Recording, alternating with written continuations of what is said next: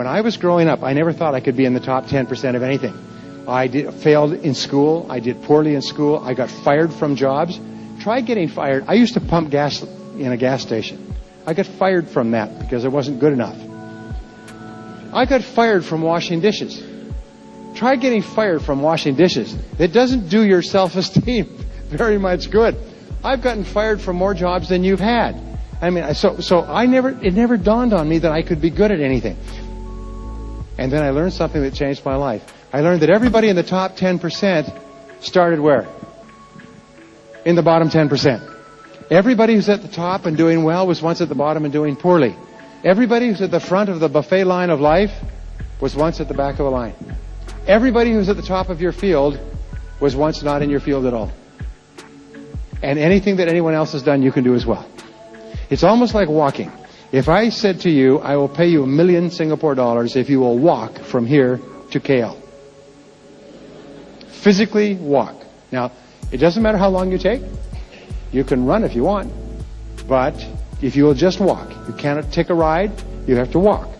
Now, if I told you, and you believe me, and the $1 million was there, you double-checked, all right?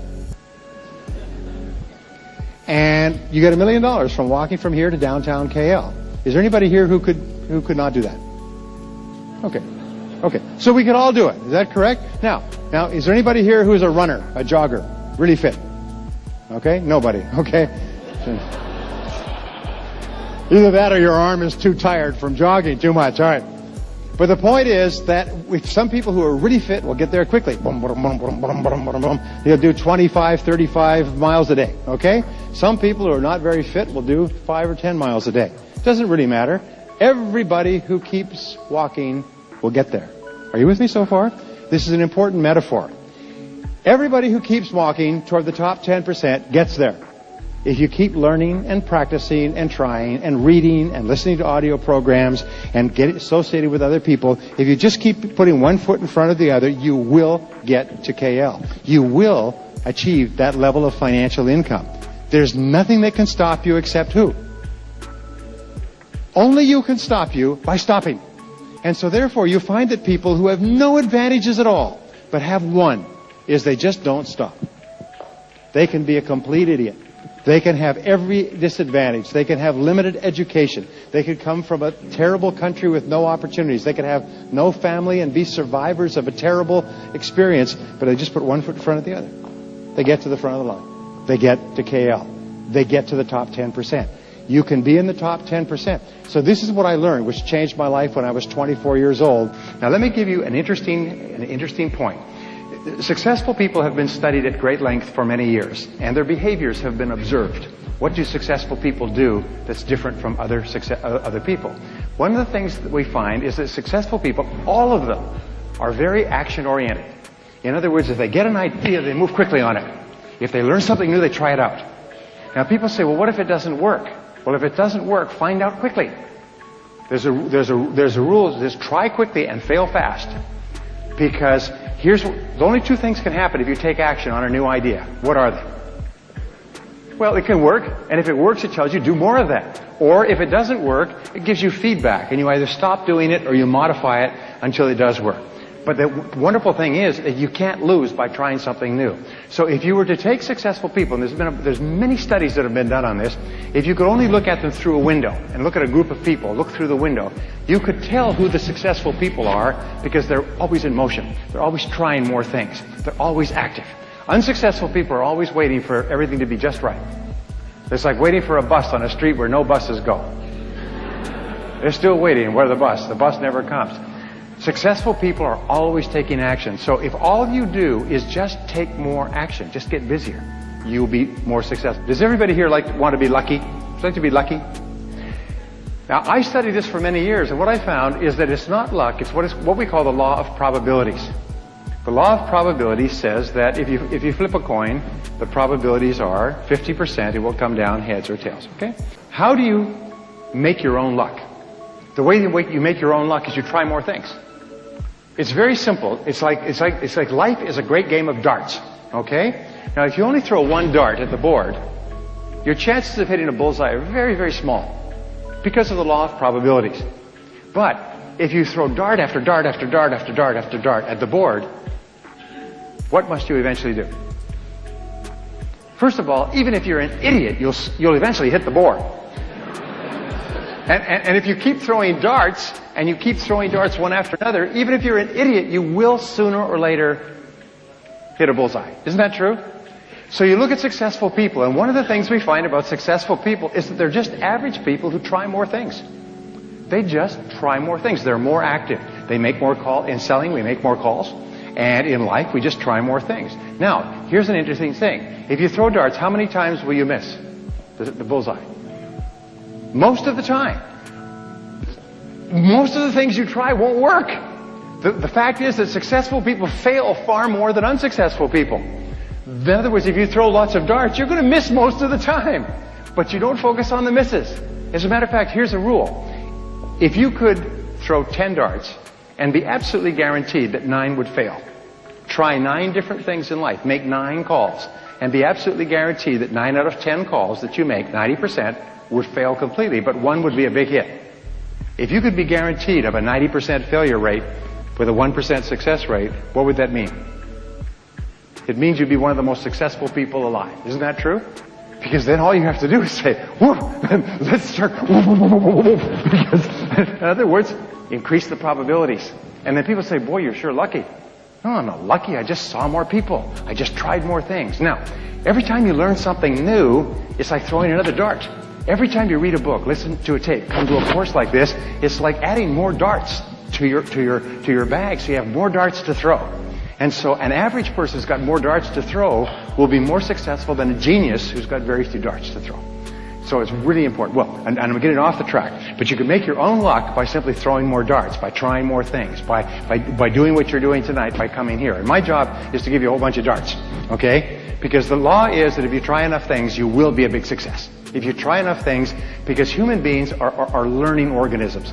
In other words, we're always learning from our experiences. We're learning at a conscious level and even at an unconscious level. But you cannot help but learn. You're just learning all the time. So even if you're trying things and you're failing, you're still learning at a very fast rate. In fact, you learn more and faster from failure than from anything else. Nobody really learns much from success. But from failure, you get real smart. Anyway, so I began asking these questions. Why are some people more successful than others? And what I learned was the law of cause and effect. Now, the law of cause and effect is the great law of life. It basically says that there's a reason for everything. Everything happens for a reason. That success is not an accident. Failure is not an accident. If you want to be successful, happy, financially independent, if you want to achieve all your goals, it's not luck. It's not an accident. You decide what you want, you find someone else who didn't have it, and you find out what they did to get it, and you do it over and over again until you get the same result. And it's not an accident. And in every case, I ask them, how does your business work? What are the cause and effect relationships? And where is it strong? Where is it weak? What's working? What's not working? Where are the places where we can gain advantage? Where are the places where we're losing money? And so on. This is more important than anything else. It's that thoughts are causes. Thoughts are causes, and conditions are effects. So, go back to my question. What is it that successful people think about most of the time? Come on, this is real simple, but it's really important. What do they think about most of the time? Success? You're right. They think about what they want most of the time and how to get it. Now, these are the two turning points in your life. Think about what you want and how to get it. What is it that you really, really want, and how do you get it? And that's what they think about most of the time. And if you think about what you want most of the time, you start to move toward it, and it starts to move toward you. If you think about how you can get it and what you can do to move faster toward it, you begin to see all kinds of ideas. You all know these things about the brain, but the fact is, if you plant an idea in your brain, you suddenly start to see all kinds of possibilities to achieve the idea. Successful people are successful because they think and talk about what they want. Unsuccessful people are unhappy because they think and talk about what they don't want. They think and talk about the people they're mad at and their bad experiences and their bad luck and their bad job and just shut up. They whine and cry about their situation, but successful people are thinking about what they want and how to get it most of the time. Can you guess what's the most important quality to predict success and happiness in life? Belief is good, that's part of it. It's optimism. That Successful people had really high levels of optimism. They were really optimistic. They were positive most of the time. Does that mean they didn't have problems? Oh, they had far more problems than the average person because they tried more things, which was led to their success. Number one was they tried more things. They made more calls because they had an unrealistic expectation that they would be successful. They just kind of believed they would be successful. You said believe? Yeah, they believed if they just kept on, they would be successful. So they just tried more things. Now, the second quality they had is they persisted more because they have an unrealistic expectation that if they just persist more, they'll succeed. In other words, they're creating their own luck. They're putting the law of probabilities on their side. Okay. The second orientation that successful people have is goal orientation. Now, goal orientation means that they have very clear written goals that they work on every single day. Now, the third orientation is excellence orientation. In order to achieve something you have never achieved before, you have to be good at something you've never been good at before. You have to develop skills you've never had before. When you come into this room, you are automatically in the top 10% of people in our society. Only 10% of people ever come to a seminar like this. Now, the 10% of people who come to a seminar like this are automatically optimists. Nobody came here hoping this would be a bad seminar. If you did, I'll talk to you later. You're future-oriented because you came here to learn something that will help you to be better in the future. Even if you didn't define it that way, nonetheless, in your own heart, you were future-oriented. And that's all that matters. You're goal-oriented because you came here. You had to pay for this seminar. You had to turn off the television. You had to make your way down here, find a parking space, get in here. You're goal-oriented. You're aiming for a target, which means that you're already not in just the top 10%, probably in the top 3% of our population in terms of the future. Now, remember, here's one of the great rules for success. It doesn't matter where you're coming from. All that really matters is where you're going. It doesn't matter where you're coming from. All that matters is where you're going. Now, your job is, now that you're in the top 10% mentally, and you've got to get there mentally before you get there financially, if you'll just do what others have done, you will get there. And it may take a week. It may take a month.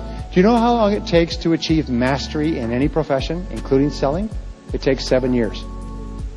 Now, many people think, well, I'm going to start in selling, and if I'm not at the top of the field within a month, I'll quit. But it takes 7 years to reach the point where you're in the top 10%. Some people may do it faster, but very seldom. I used to think, hey, I'll do it faster. It took 7 years. It took year after year of working. Now, that doesn't mean that you're broke for 6 years and 11 months, and suddenly you make a lot of money. It's a gradual uphill. But the fact is, to get to the point where you're making the kind of money that you're capable of, it will take 7 years. But the time is going to pass anyway. So you might as well be there at the end of the 7 years. Do you know how many people are still here at the end of 7 years? They haven't made any progress because they never put in the extra effort. They never made the decision. They never went for it. So to make a decision, I'm going to be in the top 10%. And I'm going to do whatever it takes to get there. I'm going to pay the price. I'm going to read the books. I'm going to leave the television off. I'm going to start a little earlier. I'm going to work a little harder. I'm going to stay a little later. I'm going to get better. I am going to get into the top 10%. And you know what? There's nothing to stop you from getting to the top 10%. The only reason people don't get into the top 10% is why?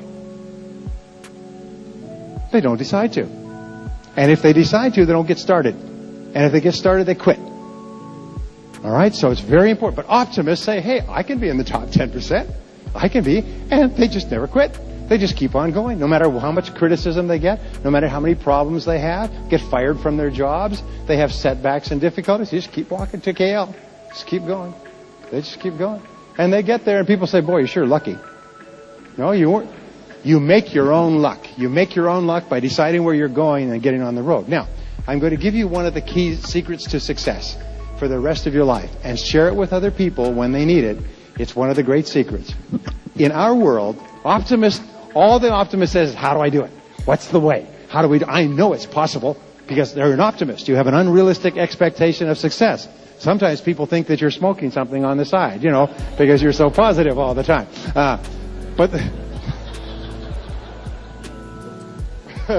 the fact is, anything anyone else has done, you can do. Nobody's better than you. Nobody's smarter than you. Everybody's at the top of their field that once was an idiot.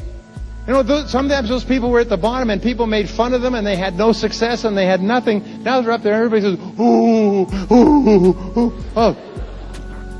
Believe me, anything that anyone else has done, you can do as well. Just make a decision what it is. Be absolutely clear. And then set your future, your ideal. Set the goal to achieve the ideal. Determine the skill that you'll need. And the key to your success is learning as well. Now, I was asked recently, what are the keys to continuous learning? What is the key to continuous growth? And I said that there's 3 things. Number 1 is read on a regular basis. Reading is to the mind as exercise is to the body. If you don't read, it's like if you don't exercise your muscles, what happens to them? What happens to your muscles if you don't use them? Yeah, they atrophy. They become weak. They become useless. But if you use them, then they're strong and they work for you. They're available to you at all times. It's the same as reading. When you read, it takes total concentration. It activates more brain cells. It works out that muscles. It even amazes your mother-in-law. But you can actually become smarter. Just like you can build muscles by working out, you can actually build brains by reading on a regular basis. Now, the second is to attend all the seminars that you can. Be hungry for seminars. Be hungry for learning experiences. Let me ask you, what is the most precious thing that you have in the whole world? Time. It's your time, because your time is your life. So therefore, when you learn something that can help you jump ahead, you save life. You achieve the same goal in a couple of years that somebody else may take 5 or 10 years to achieve. So always trade money for time or life. I've never met anybody who's gotten ahead who has done it just by standing there and waiting for it to happen. They've become very aggressive about learning. The third thing is to listen to audio programs as you move around. Listen to audio programs on a regular basis. Now, I'm not trying to influence you in any way.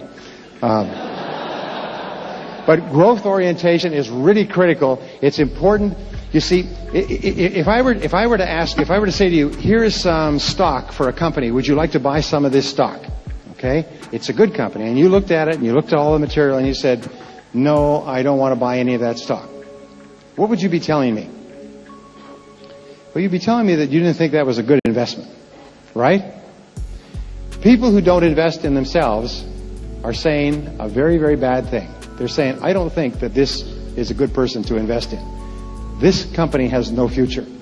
This person has no future. The interesting thing is that the more you invest in yourself, the more you believe in yourself, the more you like yourself, the more determined you become, the more confident you become, the better you get. The more you invest in yourself, the more it transforms you. People who don't invest in themselves, surprisingly enough, don't think that they're worth spending any money on. And you know what? It turns out to be true. Because your outer world is a reflection of your inner world. So remember, time is your most precious resource, and your most valuable asset is your earning ability. Future orientation, goal orientation, excellence orientation, and growth orientation. Right?